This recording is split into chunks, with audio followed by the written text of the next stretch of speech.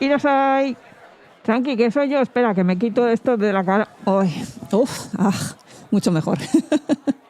Es que hoy voy vestida de Kesobumi Uri, vendedora de cartas de amor, por aquello de que en breves va a ser San Valentín. Aunque en Japón están más relacionados con un tipo de festividad que se realiza en un santuario de Kioto, en Setsubun. Pasa y siéntate donde quieras, que ahora te explico todo esto. Pero antes, que suene la música. ¡Arigato! ¡Hey! ¡Arigato! ¡Arigato gozaimasu! ¡Arigato! ¡Hey! ¡Arigato! ¡Arigato gozaimasu! ¡Hey! ¡Hey! ¡Hey! ¡Hey! ¡Hey! ¡Hey! ¡Hey! ¡Arigato! ¡Hey! ¡Arigato! ¡Arigato gozaimasu! ¡Hey! ¡Hey! ¡Hey! ¡Hey! ¡Hey! ¡Hey! ¡Domo!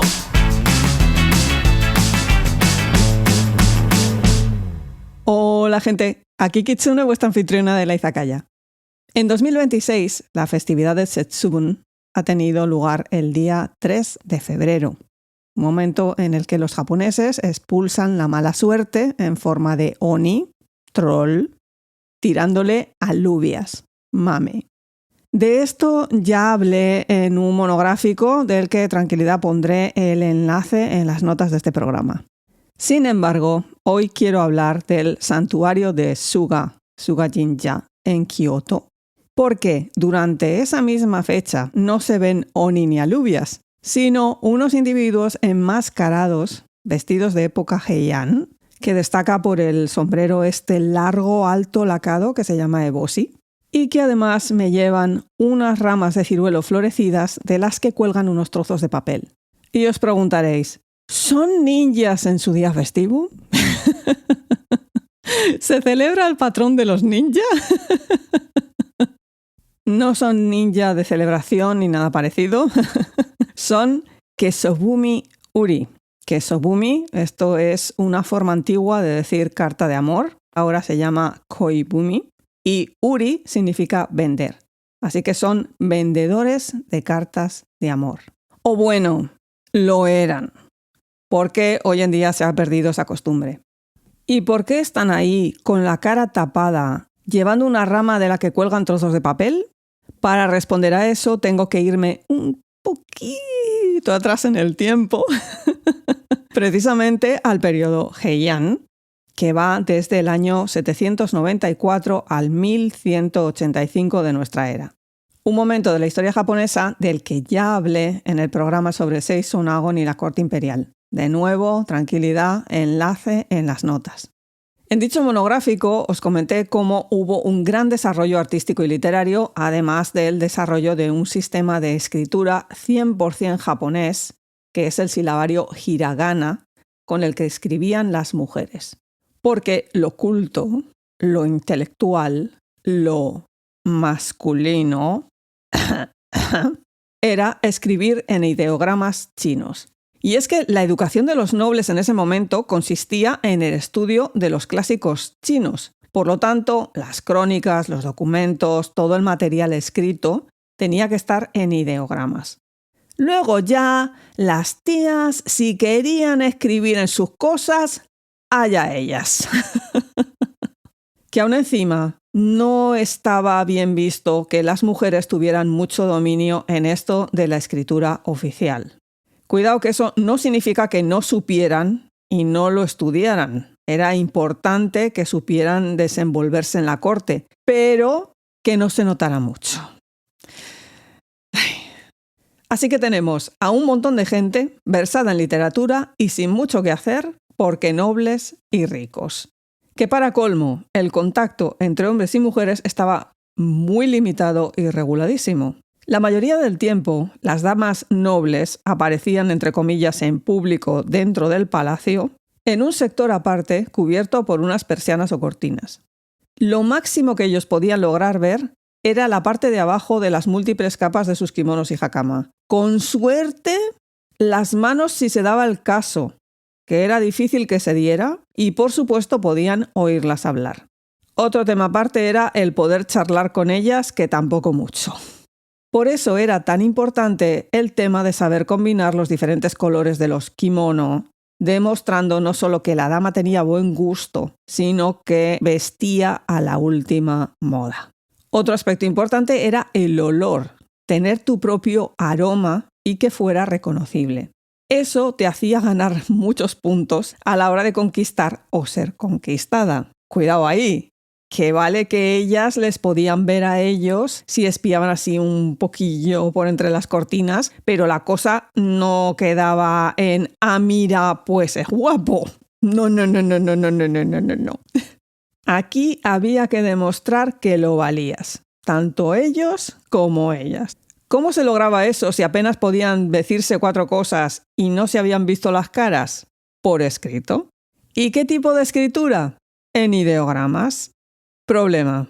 La mayoría de esta gente estaban ya casadísimos. Sí, me habéis oído bien. En muchos de los casos llevaban casados desde que eran niños. La cuestión es que estos matrimonios eran una cosa concertada para establecer alianzas y a veces la esposa ni siquiera vivía con el marido, sino que se quedaba en su casa tan tranquila y la cosa se quedaba en un papel que decía que tú estabas casada, pero nada más.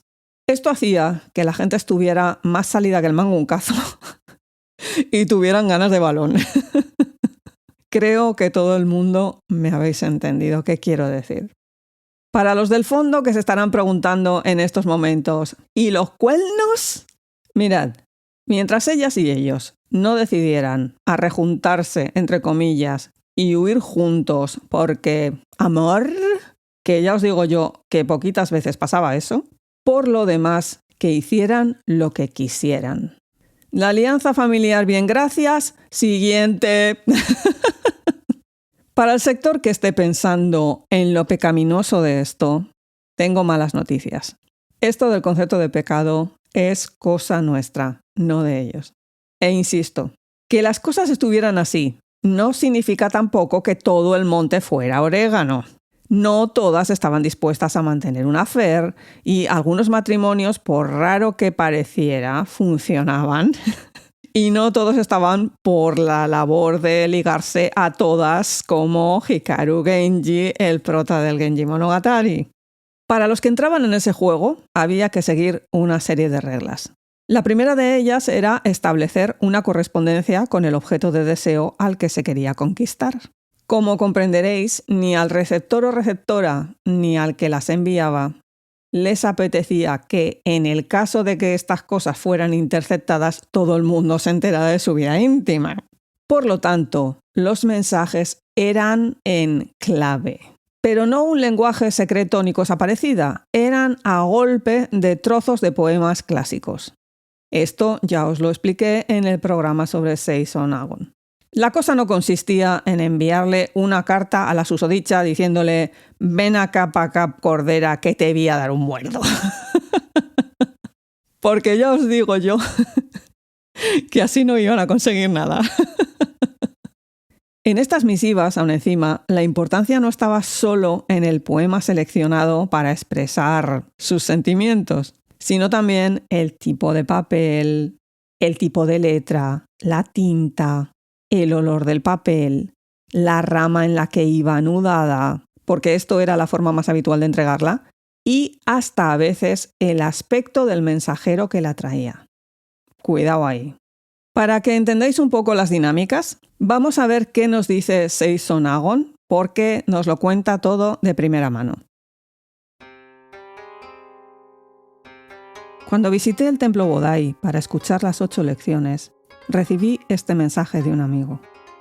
Por favor, ven pronto. Las cosas son muy monótonas sin ti. Yo escribí mi respuesta en un pétalo de loto. Aunque me ordenes ir, ¿cómo podré abandonar estas hojas de loto húmedas de rocío y regresar a un mundo tan lleno de pena? Fijaos el nivelazo. El uno le está enviando un mensaje en plan «vuelve pronto que te echo de menos», y va la otra y no se le ocurre otra cosa que pillar un pétalo de loto y escribirle un mensaje de respuesta. Ole ella, ole ella. Otro ejemplo. Cerca de allí, el amante de otra mujer emprende su regreso en medio de la brumosa noche. Viste amplios pantalones violeta un traje de caza naranja, de un color tan brillante que no se podría afirmar si ha sido teñido, una prenda de seda cruda blanca y otra de sedoso escarlata. Sus ropas, mojadas con la humedad de la noche, caen sueltas. Por el desaliño de los mechones de sus sienes se puede deducir cuán negligentemente ha acomodado su cabello al levantarse en el tocado negro como laca.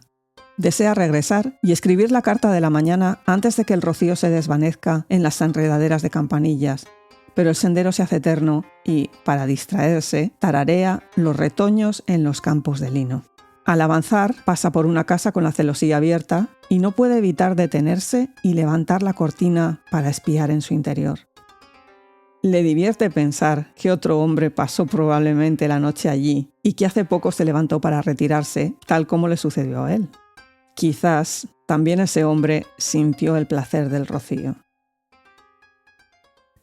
Esta escena sigue con el tío espiando la habitación de la dama, hasta que al final ella le descubre e inician un diálogo que se ve interrumpido por los criados de la casa que empiezan a despertarse. Y el texto nos dice así. Pero ahora la claridad va aumentando.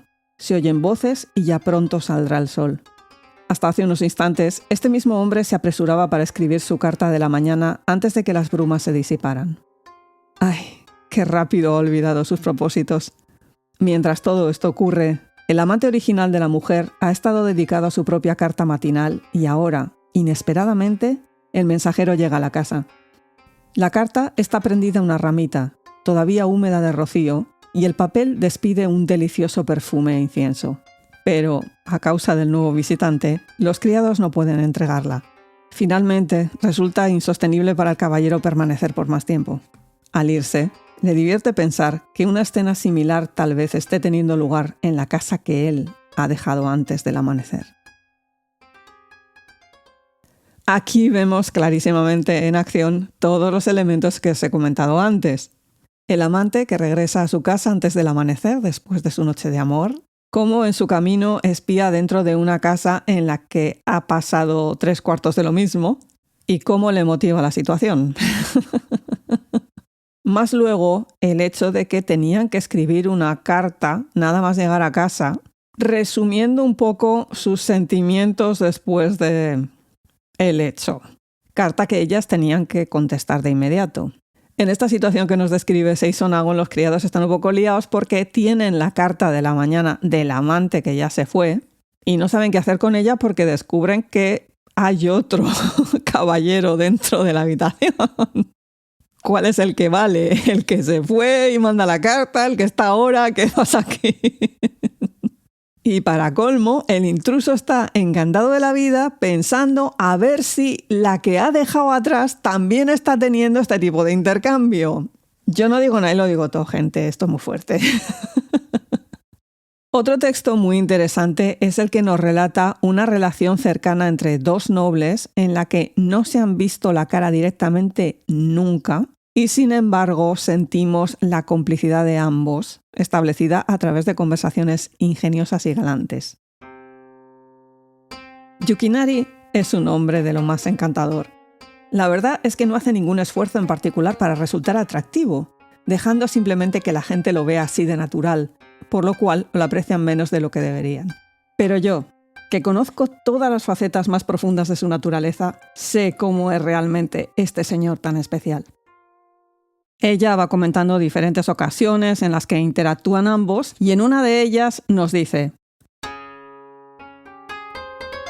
Yukinari se rió y dijo: no hay duda de que se ha comentado mucho que somos tan amigos. ¿Y qué? Incluso si fuéramos tan íntimos como la gente cree, no es algo para arrepentirnos. La verdad es que ya podrías dejarme conocer tu rostro. Oh no, le respondí, no puedo hacer eso. Soy terriblemente fea y dijiste que no podrías nunca amar a una mujer fea. ¿De veras lo eres?, dijo. Entonces es mejor que no te dejes ver. A menudo, después de esto, cuando a Yukinari le podría haber resultado fácil mirarme en situaciones corrientes, se cubría la cara con un abanico o miraba hacia otro lado. De hecho, no me miró ni una sola vez.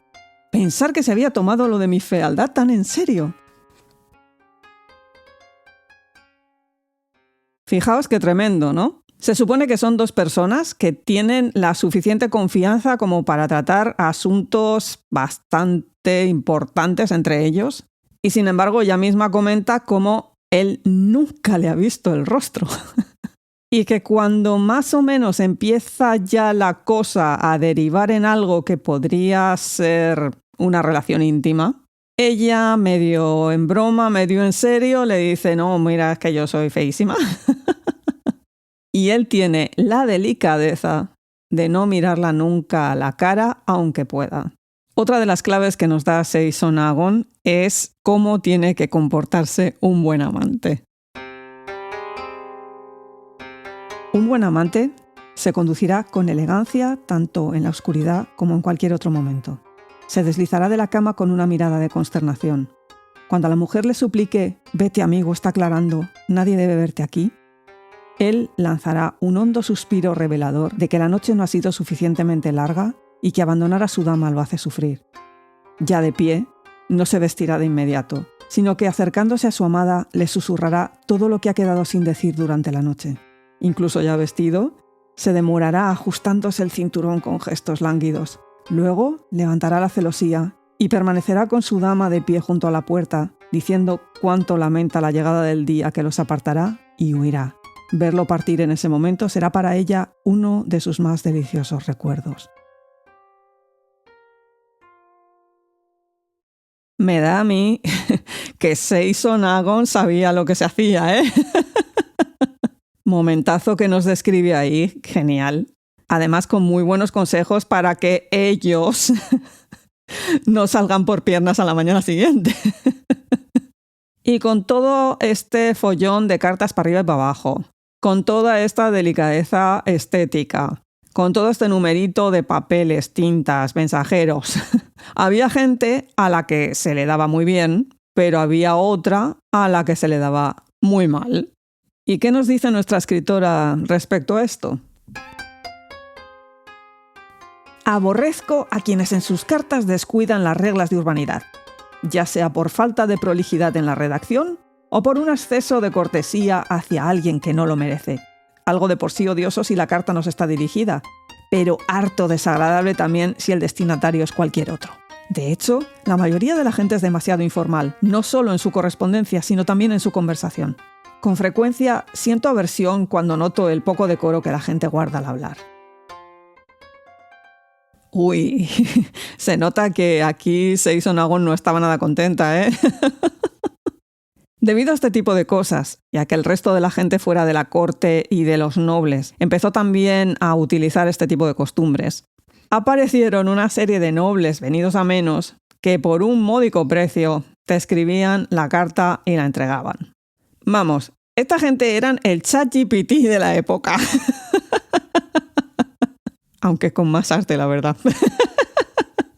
Para asegurarse una completa discreción y evitar la vergüenza de haber caído tan bajo, se cubrían la cara con una tela blanca e iban vestidos con las ropas propias de la nobleza, aunque hubieran perdido su cargo.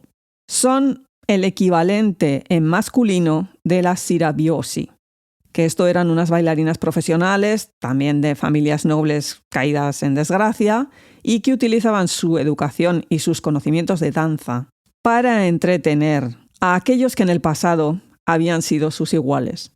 De ahí que con el tiempo, este tipo de vestimenta de los Kesobumi-uri se convirtiera en el uniforme, entre comillas, de los vendedores de cartas de amor. Y me supongo que habrá izakayers en estos momentos que estarán pensando, qué cutre, ¿no? Qué poca clase eso de contratar a alguien para que te escriba una carta de amor. Los occidentales tenemos a Cyrano de Bergerac. Por lo tanto, no creo que fuera algo puntual. Me da que hay mucho tío por ahí que ya le gustaría que le escribiera a alguien los mensajes para conquistar a alguna chica. Y alguna chica que tampoco pondría muchas pegas, seamos justos. Si el resultado fuera la conquista de una persona determinada, hay gente que no le importaría en absoluto, créanme. Problemas éticos aparte, Esta costumbre desapareció con el paso del tiempo y se retomó en Kioto durante el periodo Edo, que eso va del 1603 a 1868, y que corresponde con el shogunato Tokugawa, un momento en el que se publicaron varios manuales destinados a las cortesanas y geishas para que pudieran contestar adecuadamente a las misivas de sus numerosos fans y amantes. Con el tiempo también salieron publicaciones para el resto de mujeres donde se les daban consejos tales como: una mujer no debe de responder demasiado rápido a la primera carta de amor de un hombre, porque si lo hace, demostrará que es demasiado impulsiva. Y si lo hace, tiene que expresar que está avergonzada por ello escribiendo: me avergüenzo cuando pienso qué es lo que pensarás al respecto de alguien que contesta tan pronto. Y por supuesto, se publicaron también relatos en los que sus personajes se intercambiaban mensajes. Un ejemplo de ello es el Usuyuki Monogatari, la historia de Usuyuki, que trata de la apasionada historia de amor entre Sonobe no Emon y Usuyuki. En ella se van enviando misivas en un tipo de poema que se denomina waka, compuesto por sílabas en una sucesión de 5-7-5-7-7 en 5 líneas. En un momento determinado del libro, el marido de Usuyuki le escribe: a pesar de que tu amor es tan efímero como una flor de campanilla que muere al caer la tarde, no pierdas el cordón de tu obi por nadie salvo por mí. Ella le responde: hasta que nos volvamos a encontrar, nunca desataré el cordón que atamos juntos. Este cordón no solamente se refiere al obi-jime, la cuerda que rodea al obi, sino que es una expresión para referirse que no se acueste con otro mientras él no está. Todo esto además en una métrica y unos estilos propios del clásico Ise Monogatari, el cantar de Ise. Con la desaparición del shogunato y la entrada de Japón en el mundo moderno, este tipo de cosas cayó en el olvido. Y volvemos a la pregunta inicial con la que comenzaba el programa. ¿Qué hace ahí esta gente y vestidos en plan antiguo? Pues lo que hacen es vender amuletos, o mamori en japonés, pero en forma de cartas de amor. Esto en un principio se supone que servía para encontrar pareja, pero después ha ido ampliando su sentido a atraer cosas. Lo más habitual es poner el trocito de papel, que va anudado en una ramita, dentro del cajón de la ropa para que así siempre tengas ropa bonita que ponerte, te siente de maravilla y estés guapísima con ella. Luego a esto también se han apuntado los negocios y las compran para atraer clientes. En la actualidad, las cartas estas o amuletos ya no van en una ramita, aunque sí que ellos llevan una como parte del traje. Y simplemente en el papel, cuando te lo venden, hay dibujada una rama de ciruelo en flor.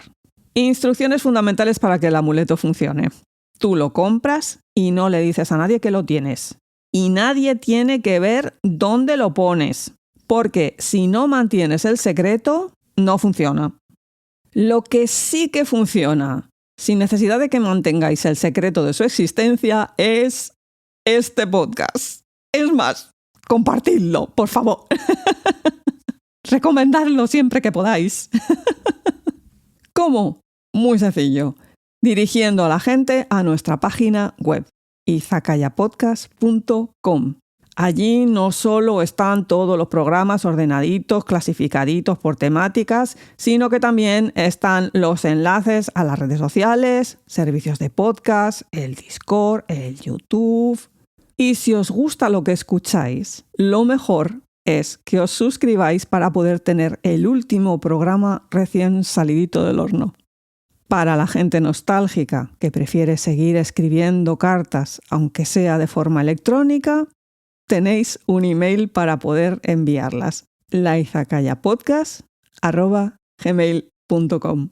Y sin mucho más que añadir, cuidaos mucho, gente. ¡Yane! Arigato, hey, arigato, arigato gozaimasu, arigato, hey, arigato.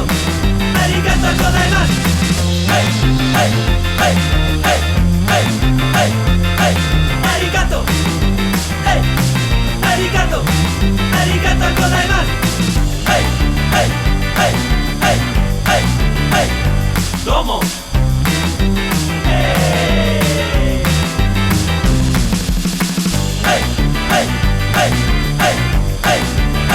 Arigato.